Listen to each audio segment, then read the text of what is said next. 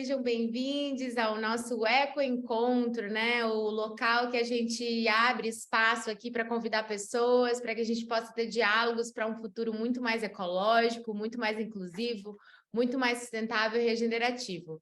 Depois aí de um breve recesso, né, que a EcoUni faz todos os anos, de dezembro a final de fevereiro, a gente está de volta aí com os nossos Eco Encontros semanais e ainda com os nossos cursos, que em breve você vai ficar mais inteirada aí da nossa agenda de cursos para 2023.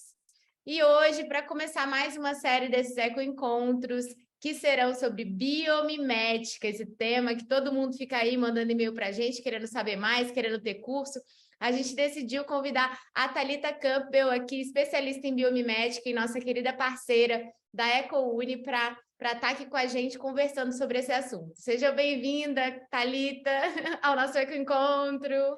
Obrigada pelo convite.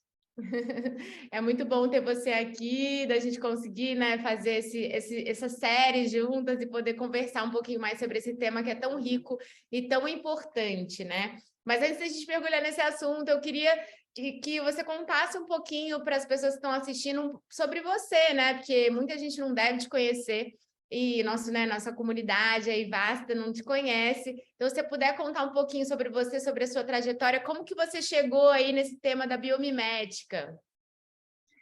Bom, então eu cheguei assim também bem por acaso, não conhecia também esse termo, esse nome. Eu sou bióloga, sempre quis ser bióloga. Durante a minha infância, desde bem pequena eu falava que queria ser bióloga, nunca entendi bem por quê, porque eu não conhecia nenhum biólogo na família e tal. E quando eu entrei na faculdade eu fiquei muito animada e fascinada, então foi um campo que realmente foi um curso que eu aproveitei muito, eu achei tudo muito interessante. E logo depois eu segui pelo caminho mais ou menos comum que todo pesquisador segue, que é ir logo fazer mestrado. E aí no mestrado eu senti um incômodo, no sentido de que eu percebia que o conhecimento científico ele ficava muito encaixotado para a gente dialogar somente entre os pares. E eu fiquei me questionando como eu poderia levar a biologia para dialogar com outras áreas. E aí, nessa pesquisa de como, de outras formas de me comunicar e em quais campos eu poderia unir a biologia com outra coisa, eu encontrei um mestrado em design e logo, assim que eu entrei, eu descobri, na verdade, que era um mundo super interessante para unir conhecimentos novos, né? Super multidisciplinar, e fui chamada para uma vaga dentro de um escritório de design que estava procurando uma bióloga. E eu achei muito esquisito, porque assim que eu comecei a fazer design, todo mundo me questionou dessa conexão entre biologia e design, ninguém estava entendendo muito bem, nem eu mesmo, mas foi um sentimento assim que me carregou. E aí, assim que eu entrei fui fazer essa entrevista, a pessoa me falou que eu ia trabalhar com biomimética, e eu nunca tinha ouvido falar sobre isso, isso foi em 2011. E eu já entrei trabalhando com isso, então foi assim, eu fui aprendendo na prática. Entrei para um projeto de criação de embalagens inspiradas na natureza, e aí eu entendi que biomimética nada mais era do que enxergar a natureza como grande fonte de inspiração para criação, para projetos e para resolver os nossos problemas humanos. Então, foi mais ou menos... Aí, ao longo desse tempo, né, estou há 12 anos trabalhando com biomimética. Antes, quando eu explicava, eu demorava 15 minutos, às vezes a pessoa perguntava o que eu trabalhava, eu falava só que eu era designer, que era bem mais fácil responder. Mas agora esse tema está bombando. Esses dias eu até encontrei uma amiga, meu irmão estava perto, ela também trabalhava com biomimética, ele olhou para ela e falou assim, nossa, tem mais alguém no mundo que faz a mesma coisa que a minha irmã? Porque realmente é um tema, uma palavra esquisita, né? Para uma prática ancestral, que a gente, como natureza, sempre olhou o nosso entorno para fazer nossos artefatos, para praticar nossas encantarias e nossos processos de cura, né? Nossa, que incrível! E que bom, né? Que tem pessoas como você que mergulharam nisso mesmo quando ainda não era algo que estava bombando, né? Que tentaram buscar formas, né, de colocar alguma coisa que estava aí pulsando aí dentro no trabalho, né, na nossa prática diária.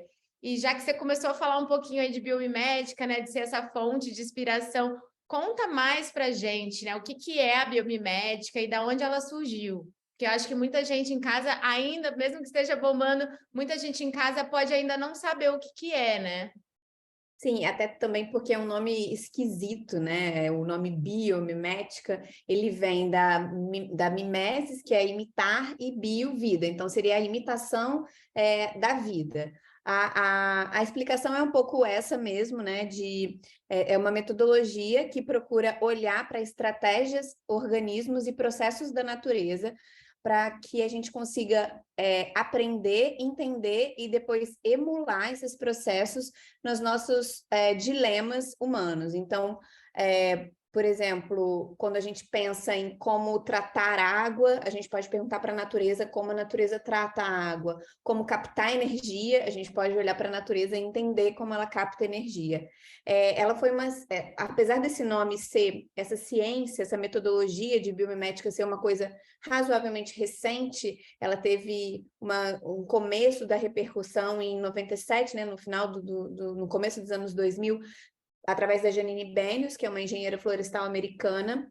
Ela escreveu um livro que chama Biomimética, Inovação através da Natureza, ou alguma coisa desse termo, Inovação pela Natureza, e a partir disso ela fez uma leitura nova desse termo biomimética, que na verdade era um termo muito usado na química orgânica, que era um processo de você reproduzir moléculas orgânicas. Então, a biomimética, nessa nova roupagem que a gente usa hoje, foi cunhado pela essa biomimeticista Janine Benyus, que, além de criar esse termo, ela criou toda uma filosofia e uma metodologia que faz com que conduz um caminho para a gente entender, olhar a natureza, entender como ela opera de maneira geral, entender os padrões que ela compreende, que ela mantém a vida sendo vida e reproduzindo a vida, e a partir disso a gente ter algumas abordagens para que isso se transforme em tecnologias, para que isso se transforme em processos organizacionais dentro da empresa, e desde quando ela criou o termo, ela vem abarcando vários especialistas, ela criou um instituto, metodologias, ela tem um processo de formação, de mestrado, e cada vez mais os próprios alunos que são formados, eles estão incorporando novas metodologias, novas formas de olhar para essa disciplina, que agora também a gente considera como uma filosofia, para que a gente consiga aprender de maneira mais integral o que a natureza propõe a nos ensinar. E ela coloca muito, ela fala que a gente pode olhar para a natureza como medida, como mentora e como uma colinha, e como modelo. Então, assim, a gente consegue, por exemplo, a natureza como medida. Eu acho interessante a gente pensar que a gente pode entender como a natureza opera em escala macro, então a gente olha para a Terra como um grande organismo simbiótico, onde tudo funciona, onde os ciclos estão interligados, assim como a gente pode também colocar o zoom numa folha de uma árvore e entender como ela suga água, como ela transforma a energia do sol em moléculas orgânicas. Então, a gente consegue olhar para a natureza em escalas diferentes.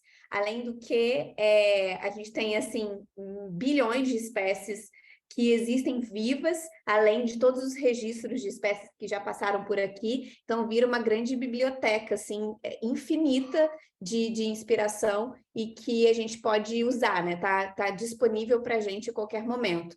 E uma coisa que é muito interessante pensar também é que, além da gente ter essa multiplicidade de organismos para se olhar, para se inspirar, a gente consegue ter características pontuais de cada coisa. Então, a gente quer resolver problemas de calor, a gente pode olhar para aqueles organismos que vivenciam esse desafio, para plantas desérticas, para animais que conseguem usar o máximo possível de água. Então, a gente consegue encontrar o contexto que aquele organismo se encontra para que a solução que a gente está se inspirando se adeque da melhor maneira possível.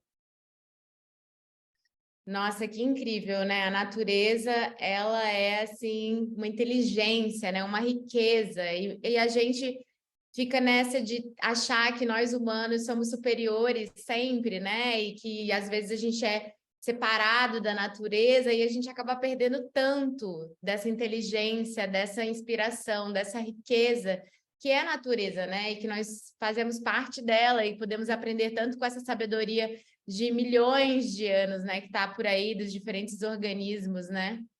Mas nosso primeiro episódio está acabando dessa série, mas assim, não se preocupem que só está começando. Essa é uma série de da Biomimética que a gente vai fazer com a Thalita de 4 encontros, e nos próximos encontros a gente vai mergulhar um pouquinho mais nessa parceria, né, com a natureza, como que essa parceria pode ocorrer, como que ela pode influenciar positivamente a nossa vida, como que a gente pode trazer isso para a nossa vida prática. Muitos exemplos a Thalita vai dar também sobre biomimética que já está acontecendo pelo mundo e por aí vai. Então, nossos próximos episódios estão muito ricos, então não percam. A gente se vê toda quarta-feira, às 6 horas, no YouTube da EcoUni, e a gente compartilha sempre uma pílula aí no nosso Instagram, tá bom? Então, até o próximo episódio. Tchau, tchau. Tchau.